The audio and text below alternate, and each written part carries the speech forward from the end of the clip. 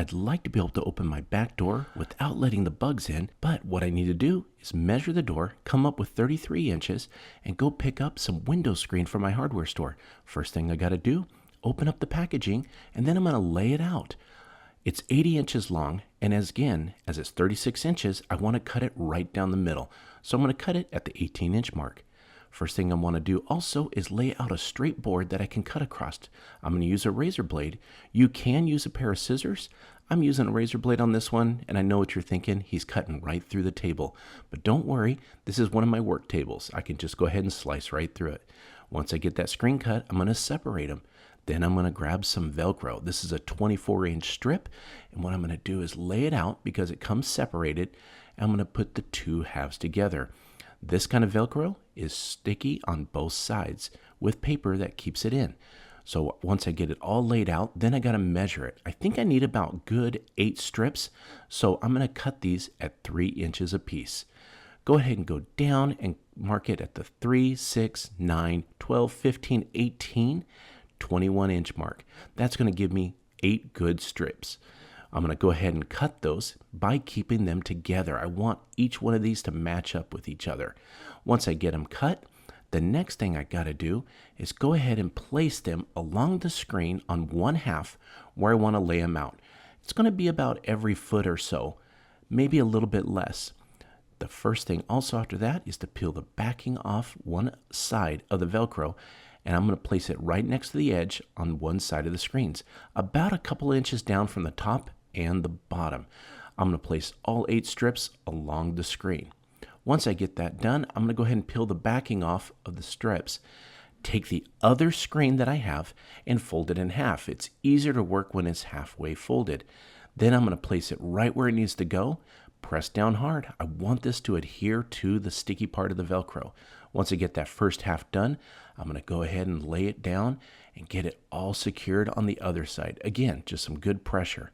Gives me some good overlap, and it's sticking together really nice. Next step is I got to secure it to the door. So what I'm going to use is some pins, and they've got a nice head on there, and it's going to give it some security. So I'm going to put those into the door trim on the outside. Don't need to put too many, but just enough to make sure it stays secure. Now, I do have some overlap on the sides. You could fold those over to give it some extra strength, but I think it's going to hold up just great. Now, look at this. I've got this screen on. I can, if I need to, open my door, open the screens. It's not hard to go out of. And in the afternoon or early morning, I can open it up, keep the bugs out, and let the nice cool air in. It doesn't take much to put it together. And also, if I need to, I can open it up with some Velcro or some twine and hold it together. I hope you enjoyed this DIY screen door project as much as I did. Our back door that we installed a doggy door was kind of boring, but I knew there was an inexpensive way to make it look a lot better without having to get a new door. First thing I did was I got some sawhorses and put some 2x4s across. This will give some strength to the plywood I got to put down. Next, some really inexpensive 1/4 inch Lawan plywood.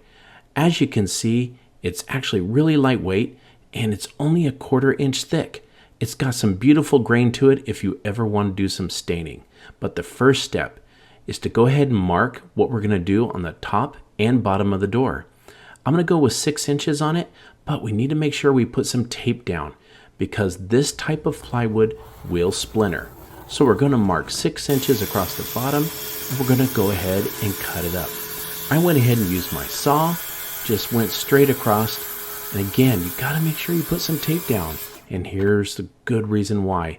Look at how sharp those edges are. No splinters or sanding required. Then I trimmed it to the width of the door, and it's time to put some glue on. A lot of people think that you can just use nails, but you can't. Put some good wood glue down, and it will hold and secure all along without any bubbles. Next, I took a foam brush, and I went ahead and just spread the glue. Now, what you need to do is get it all over, especially around the edges. That's going to make it hold flat. Once you get that, just go ahead and put it up next to the door, and we're going to go ahead and use some really small 1-inch brad nails to hold it in place. Now, the glue makes it a little slippery, so put one nail in one corner, line it up with the door, and go ahead and nail it in. Now, we're not going to overload this board with too many nails. We got to make sure we do just the right amount. That glue is going to set up in about half an hour. Next, we had to go on the bottom, but we had to go around the doggy door. Wanted to make sure that we got it all covered. So put some glue on, snap it into place, and it doesn't take that many nails, and we're just going to use that brad nailer and put it right on there. Next, we got to take the doorknobs off because we've got to put our trim around the sides. Now, 6 inches along the top, that was the width, but on the sides, we're going to go a little bit smaller with 4-inch. Put the glue on the board and again, nail it up and down. Not too many nails, just enough to hold it in place. Now it's time to cut out where the doorknobs were. Again, we got to use tape.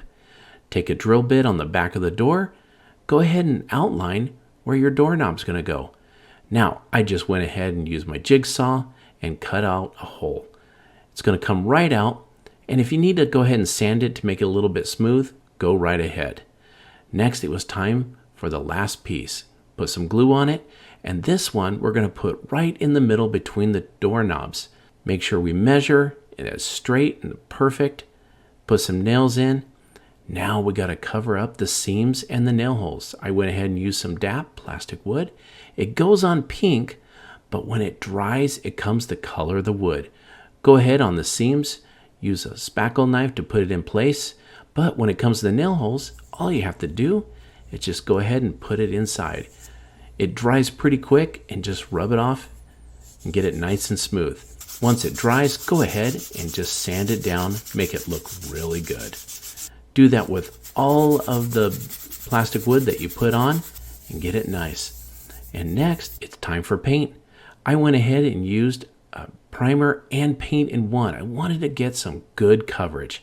You're going to paint the whole door. We're not going to go with a dual color on this one. We're just going to go with one.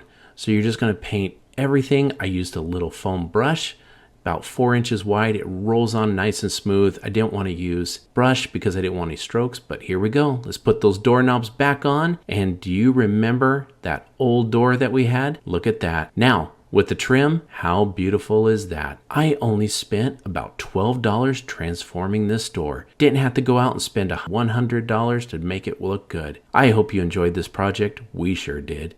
And we can't wait to see you again on Home Talk.